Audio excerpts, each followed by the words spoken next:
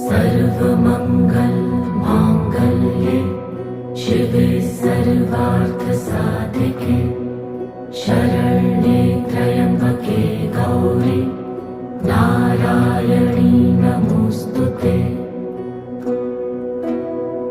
या देवी सर्वभूतेषु विष्णुमायेति शक्तिता नमस्तस्यै नमस्तस्यै नमस्तस्यै नमो नमः। या देवी सर्वभूतेषु चैतन्येत्यभिधीयते नमस्तस्यै